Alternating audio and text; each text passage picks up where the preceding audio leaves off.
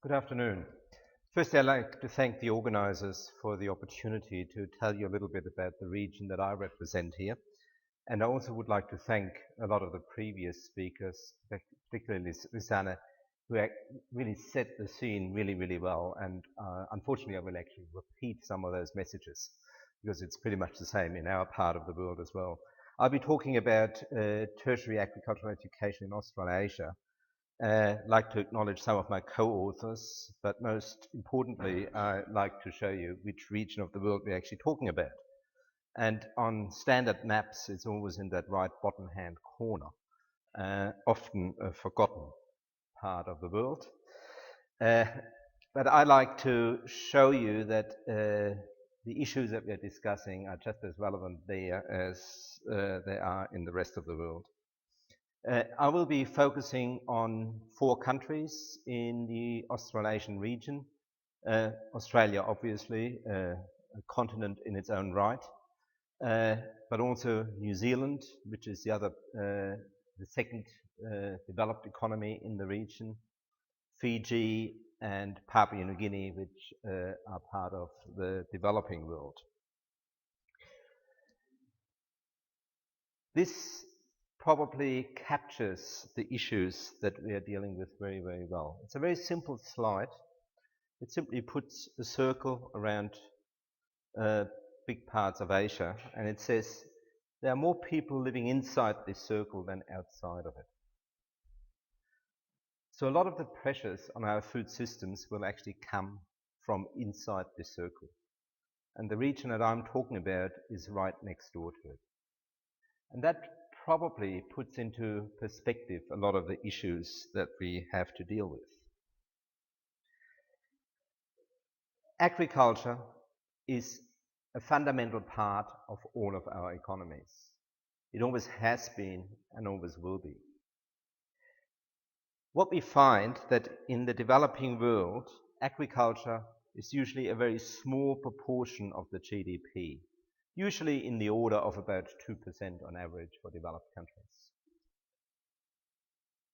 When you think back when agriculture was first invented, about 10,000 years ago when we moved out of the caves, it actually represented 100% of the GDP. 100% of our activity was related to the gathering of food. And it's only because of the efficiencies that agriculture has created that enabled us to develop all of these other sectors. Our entire society, our entire the way we are, depends on the efficiency of agriculture as a sector. And the fact that we can reduce it to such low levels of GDP is actually an indication of how efficient and how incredibly advanced agriculture is as a sector. For our region, we find that it's actually slightly more important in terms of the contribution. Australia, it's 2.5%. For New Zealand, it's already 7.2%. And if we then move to Fiji or Papua New Guinea, you see how the contribution to the GDP increases quite drastically. Now, Australia and New Zealand are the 2 major providers of agricultural research and education in that region. And their agricultural sectors are really characterized by the use of modern and efficient technology, a very high degree of mechanization, which is a direct consequence of the high labor costs that we have in developed economies, scale efficiencies, and a strong nexus between the research, the teaching, and the industry. In Australia, we have 43 universities, and back in 2007, those universities that actually offer a degree on something that is related to agriculture formed the Australian Council of Deans of Agriculture as the peak body for tertiary higher education in agriculture. I'm the current president of the ACDA, and the ACDA was actually formed because of the problems that we already discussed earlier today, because of the image problem that agriculture has, and because of the fact that we could not attract sufficient students to study agriculture whilst the industry was crying out for a skilled workforce. So currently, 15 of those 43 universities form the ACDA, and their courses are very diverse and differ very widely in terms of how they structure their programs. New Zealand has 8 universities spread across its 2 main islands, and only 2 of those, Lincoln University and Massey Universities, have actually strong agricultural offerings. Lincoln is the only university in the Austro-Pacific region that has fundamentally agricultural roots, and is to some extent similar to what you find in the US land grant system, except for the fact that they actually don't have the land grant. In Fiji, we have the University of the South Pacific, with the main campus in Fiji, but a responsibility for 12 other Pacific Island nations. They offer 2 degrees, a Bachelor's of Agriculture and a Bachelor's of Commerce, and employment opportunities in those areas are increasingly scarce. Whilst we hear a lot about good job opportunities for agricultural graduates, particularly in the developed world and in the developing countries, Fiji and Papua New Guinea have an issue because they're disadvantaged in terms of their ability to grow their sector, so they have a scale disadvantage. And most of the graduates traditionally are employed by the public sector. The public sector is shrinking because of decreasing resources. So employment opportunities outside that public sector are increasingly scarce as a consequence of that small scale and the subsistence style of agriculture that they have. Very much same thing in PNG, where only 3 of the 6 universities actually offer degree level agriculture. Both of those countries are supported by Australia and by New Zealand through various aid programs and collaborative training programs. But let me come back to the issues that we're discussing here. That's quite a nice quote that I like from Deloitte, who in last year published a report where they say that in the next 50 years we need to produce as much food as we have in the preceding 10,000 years. That's quite a stunning figure, because it's as much food as we have produced ever since agriculture was invented. And this is not a matter of predicting the future, but being prepared for it. But how do we do that? Lord Cameron of Dillington from the UK made that famous quote about 10 years ago when people questioned him about why do we even need to talk about food security in a developed country like the United Kingdom. And he said, well, at any time our society is only 9 meals away from anarchy. And this is actually reflected in some of our statistics. In Australia currently, our supermarkets stock enough food for 2 to 4 days, an average of 9 meals. Just imagine what would happen if our supermarket shelves would start to look like this. We probably would have that sort of situation. Australia currently feeds about 60 million people. That's about not quite 3 times our population. It has the capacity, if we used all of our resources, to feed about 200 million people. And whilst this might sound impressive, that's only about 3% of the projected world population. Yet, in Australia and in New Zealand, there are currently about 4 jobs for every agricultural graduate. And our industries are desperately short of skilled workers, and not just graduates, but also people with pre-degree skills. This table here is the main reason why the organization that I'm currently the president of, the ACDA, actually exists. Because this problem was picked up about 10 years ago. In 2001, we graduated nearly 900 students. By 2010, that number had dropped to 413. A 53% decline in graduate numbers. I'll sketch it very briefly what's actually going on there. In my paper, you've got the details.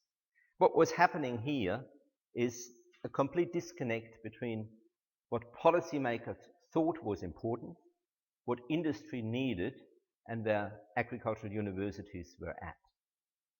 Because in Australia, we are reporting on graduations by field of education. And the field of education that agriculture comes under is called O5, and it includes all of the environmental science students. Now, environmental science students make up about 3 times as many graduates as the agricultural graduates. And in environmental sciences, we actually have a problem with employment. Only about 70% of our environmental students and environmental science students find employment quickly. Whilst in agriculture, this figure is over 90%. Now, by lumping all these graduates into one field of education, our policymakers were of the impression that there are plenty of graduates and no jobs. Industry told them exactly the opposite. This is the reason why it was time to act. When we look at some of the media releases, we see why it is so important. This is a media release from Tasmania just a few weeks ago, where it actually talks about food security in our own backyard. Healthy food out of the reach for many. Socially disadvantaged groups in rural areas where all of the food is being produced didn't have access to it. They can't afford it. They don't get the variety of food that they actually need. If you scale that up a bit, one of our big banks in Australia, the National Australia Bank, actually had a big article saying that we are on the cusp of an agricultural career boom. Yesterday, on the Australian Broadcasting Corporation's website, a big article about China's growing thirst for dairy and the golden era that might mean for Australian farmers. Or just some random headlines from the US. 8 reasons why ag careers are needed more than ever. The increasing shortage of agricultural graduates. US agriculture faces shortages of trained scientists. So we have a problem, and we heard that this afternoon already.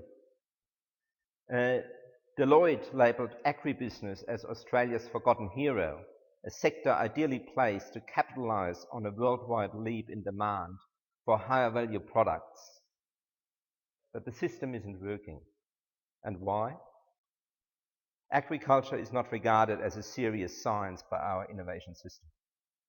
We are competing with the pure sciences, the physics, chemistry, when in reality, agriculture is actually the field that brings it all together. That's where that knowledge really matters. That's where we can actually apply it. Another point is that many people hear agriculture and they think farming. And nothing could be more wrong. And thanks, Lisanna, for pointing that out before. Farming is a very small component of agriculture. It's a very important one, but a small one. Most of our graduates don't end up on farms. They work somewhere along the value chain between the farmer and the consumer. They're in agribusiness companies. They're in banks. They might end up in law. The other problem we have is that farmers and their lobby groups often present a very poor self-image in the very mistaken belief that that will buy sympathy and ongoing support and subsidies. Images of farmers walking off the land or shooting their sheep are very unhelpful. Who wants to get engaged in an industry like that? But with good leadership and with very strong policy frameworks, we could actually succeed. The region where I come from, Australasia, will never be the breadbasket of the world. But we can build food systems that are globally competitive and that offer reliable, safe and high quality food products that can shape the transformation to our agriculture and food sector in response to the 5 billion of emerging middle-class people, particularly in Asia. And remember that circle that I showed you? We can assist industry and government in making the right choices so that agriculture will remain as a strong, reliant and flexible part of our economy. And we can move perceptions of agriculture as being about farming to a view that actually includes the entire value chain and the consumer. And I think that's where we need to start, rather than always starting from the farmer. We actually need to start from the consumer. We need to start backwards. Not that we don't value the farmer, but we need to include the consumer as an integral part in that chain, in what we are talking about here. What we have done in order to address some of those issues is we actually had a look at the learning outcomes for our universities. We developed the Agricultural Learning and Teaching Agricultural Standards Statement, which is a description of the nature and the extent of the discipline, as well as a set of teaching and learning outcomes that very closely reference those of the science disciplines. And that was a very collaborative project. It was developed together with industry, where we actually asked industry, what do you value in your graduates? What do you want to see from your graduates? And it was very interesting because a lot of the disciplinary knowledge that a lot of our faculty holds so dear was actually very low on that list. What future employers really wanted to see was good general knowledge, understanding, the ability to inquire and solve problems, good communication skills, listening skills, young people who can actually listen and understand what the industry needs are, and personal and professional responsibility. And these represent what we call a pass-level graduate in agriculture, and shows what they should know and understand, be able to do upon graduation. It's not about producing job-ready graduates, it's about producing employment-ready graduates, because a lot of on-the-job training can happen after graduation. Hopefully, we have turned a corner.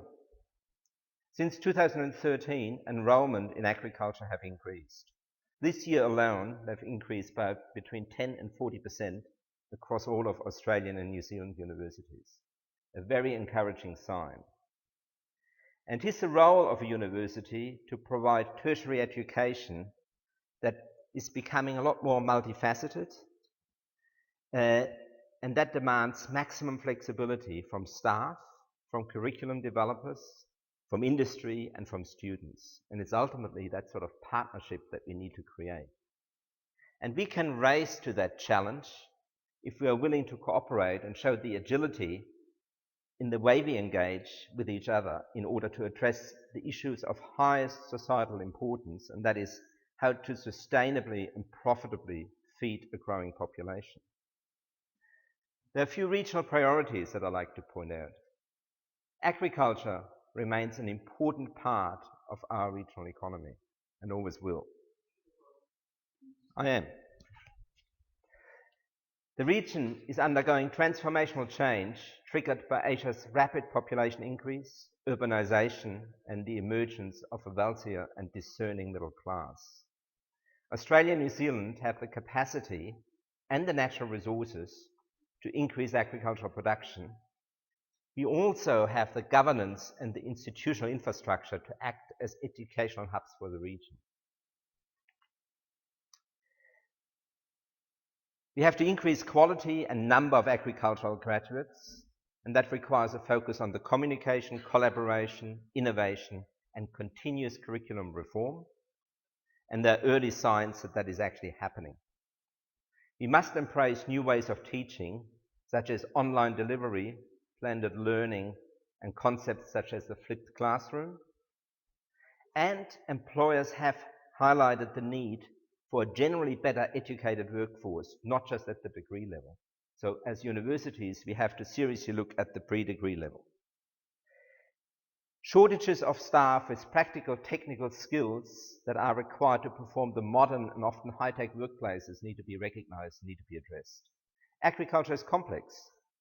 Required competencies include computer skills, the core science, technology, and mathematical skills, knowledge and appreciation of operational health and safety standards, better understanding of legal and financial issues, as well as marketing. And many workplaces have now embraced the concept of lifelong learning and are keen for their staff to upgrade their skills and qualifications regularly. So universities need to consider short one-day courses to intensive and highly specialized programs.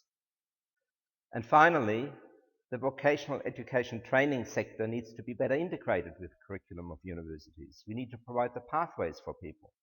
We need to satisfy market demands in pre-degree spaces that might also create the pathways for future students. And universities are increasingly expected to provide the non-traditional educational services and experiences in addition to the academic role.